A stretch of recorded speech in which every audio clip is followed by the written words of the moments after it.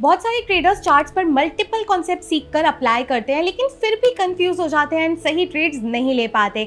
आज इस वीडियो में मैं आपको 5 स्मार्ट मनी कॉन्सेप्ट्स बताऊंगी जिससे आपको एग्जैक्टली पता होगा कि चार्ट पर क्या देखना है। Hello everyone, welcome back to Delta Exchange YouTube channel. आज की वीडियो में हम बात करने वाले हैं market direction, liquidity, demand and supply, order blocks and top to down analysis. इस वीडियो की एंड तक आप सीख जाओगे कि कैसे एक स्मार्ट मनी ट्रेडर की तरह सोचना है एंड चार्ट्स को इंटरप्रेट करना है। अगर ये आपको इंटरेस्टिंग लग रहा है तो अभी वीडियो को लाइक कर दो एंड फॉलो कर लो डेल्टा एक्सचेंज को एंड इस वीडियो को एंड तक देखना। चलो without any delay let's start. And पहली चीज जो हमें समझनी है वो है मार्केट डायरेक्शन। चलो शुरू करते हैं प्राइस चार्ट के फंडामेंटल से। मार्केट डायरेक्शन आइडेंटिफाई करना, सप्लाई या डिमांड कौन कंट्रोल में है ये देखना।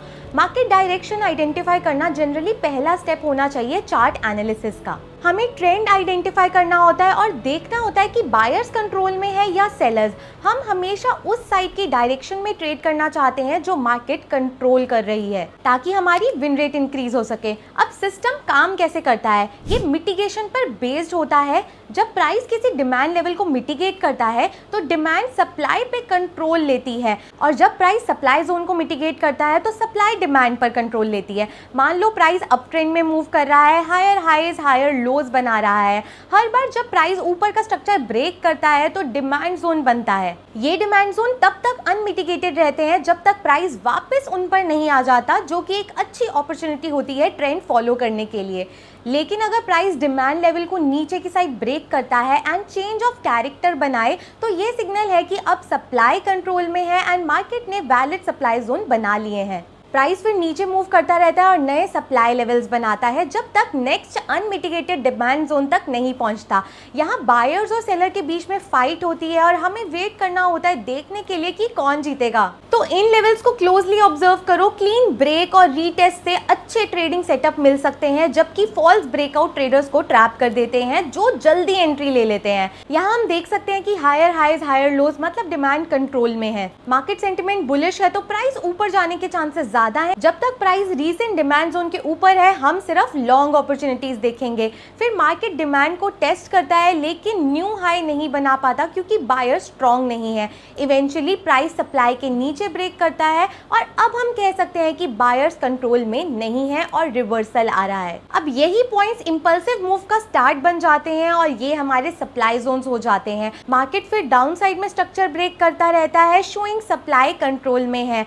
एक और सप्लाई जोन बनता है और प्राइस नेक्स्ट डिमांड एरिया तक पहुंच जाता है। ये डिमांड जोन बायर्स के लिए इंटरेस्ट एरिया हो सकता है। यहाँ बायर्स एंड सेलर्स के बीच में फिर से बैटल होगी और हमें वेट करना है देखने के लिए कि कौन कंट्रोल लेता है, क्योंकि याद रखो कि हम मार्केट को कंट्रोल नहीं कर सकते, हम सिर्फ प्रिपेयर कर सकते हैं डिफरेंट सिनेरियोज के लिए। अब आ जाते हैं most important concept of SMC which is liquidity. Technical analysis में लिक्विडिटी वो एरिया होता है जहाँ पर बहुत सारे पेंडिंग ऑर्डर्स या फिर स्टॉप लॉसेस होते हैं। मान लो कि प्राइस सपोर्ट पर आता है और ट्रेडर्स इसे बाइंग अपॉर्चुनिटी समझते हैं एंड स्टॉप लॉस सपोर्ट के नीचे लगाते हैं, लेकिन स्मार्ट मनी इसे लिक्विडिटी कलेक्ट करने का चांस समझता है। अगर स्मार्ट मनी को बाय करना है तो उन्हें सेलर्स की लिक्विडिटी चाहिए। जब रिटेल ट्रेडर्स अपने सपोर्ट के नीचे स्टॉप लॉस लगाते हैं, स्मार्ट मनी इन्हीं स्टॉप्स को हंट करता है ताकि अपने ऑर्डर्स को फिल कर सके। तो जब रिटेल ट्रेडर रेजिस्टेंस एरिया पर शॉर्ट लेते हैं एंड उसके ऊपर स्टॉप लॉस लगाते हैं, यही लिक्विडिटी बन जाती है। स्मार्ट मनी प्राइस को ऊपर पुश करता है स्टॉप्स हिट करने के लिए। ब्रेकआउट ट्रेडर्स भी एंटर करते हैं और फिर प्राइस रिवर्स हो जाता है एंड सबको ट्रैप करता है। तो लिक्विडिटी मार्क करने के 3 मेन रीजंस होते हैं। टारगेट आइडेंटिफाई करना, मतलब मार्केट लिक्विडिटी किस तरफ मूव कर रही है। सेकेंड, ट्रैप्स अवॉइड करने के लिए, क्योंकि मैनिपुलेशन यही होती है। Better trade planning, entry exit stop loss smarter होता है। अप ट्रेंड में स्विंग लोस के नीचे वाली लिक्विडिटी इंपॉर्टेंट होती है क्योंकि मार्केट उन्हें स्वीप करके ऊपर जाता है,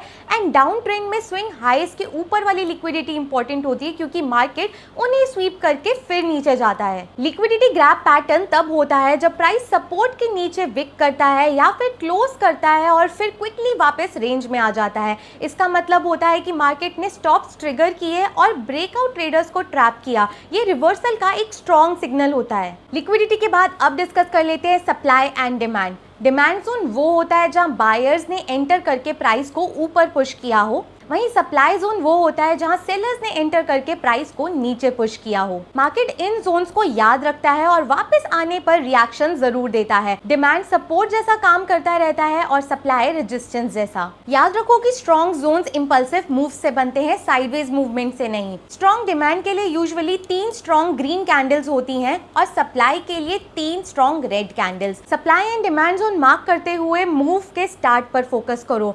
लास्ट स्ट्रॉन्ग कैंडल या विक जहां से मूव स्टार्ट हुआ है वही इंपॉर्टेंट होते हैं। विक्स इसलिए इंपॉर्टेंट होते हैं क्योंकि वो रिजेक्शन दिखाते हैं। अब एक और इंपॉर्टेंट बात, प्राइस एग्जैक्ट जोन से रिवर्स करे ये गारंटीड नहीं होता। कभी पहले रिवर्स हो सकता है या फिर डीपर पुल बैक भी ले सकता है। अब बात करते हैं फोर्थ स्मार्ट मनी कॉन्सेप्ट की, जो है ऑर्डर ब्लॉक्स। ये सप्लाई एंड डिमांड का एडवांस फॉर्म होता है जहां इंस्टीट्यूशनल बाइंग या सेलिंग की वजह से स्ट्रॉन्ग इंबैलेंस क्रिएट होता है। फेयर वैल्यू गैप्स इसी इंबैलेंस को शो करते हैं और इन फेयर वैल्यू गैप की पहली कैंडल को ऑर्डर ब्लॉक कहते हैं क्योंकि यहाँ पर डिसीजन बनते हैं।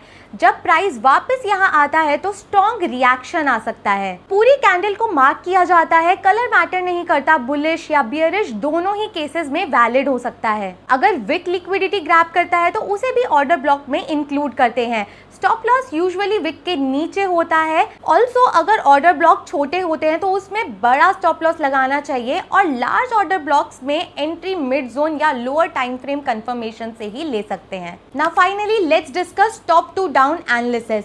टॉप टू डाउन एनालिसिस का मतलब होता है हायर टाइम फ्रेम से एनालिसिस स्टार्ट करना, वीकली, डेली और फिर लोअर टाइम फ्रेम जैसे कि 4 आवर, 1 आवर, 15 मिनट्स पर जाना। इसका फायदा ये होता है कि आपको ओवरऑल मार्केट स्ट्रक्चर समझ आता है और रॉन्ग ट्रेड्स को अवॉइड करते हो। तो स्ट्रक्चर ये होना चाहिए कि वीकली पर सिर्फ इंपॉर्टेंट स्ट्रक्चर लेवल मार्क करो और उन्हें जोन्स की तरह ट्रीट करो, एग्जैक्ट लाइंस की तरह नहीं। डेली टाइम फ्रेम पर फिर उन लेवल्स को रिफाइन करो और नए की लेवल्स भी ऐड करो।